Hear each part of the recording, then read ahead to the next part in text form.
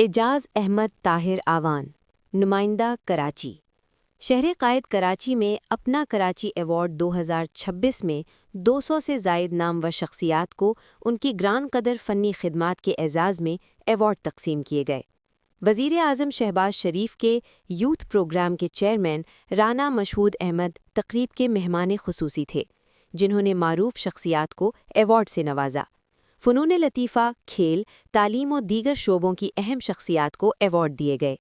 تعلیمی میدان میں اعلیٰ خدمات کے اعتراف میں ماہر تعلیم ڈاکٹر محمد آصف خان کو بیسٹ اسکولنگ سسٹم ایوارڈ سے نوازا گیا، جبکہ 100 میٹر ریس جیت کر ایشیا کی تیز ترین خاتون کا اعزاز رکھنے والی نسیم حمید کو بھی خصوصی ایوارڈ دیا گیا۔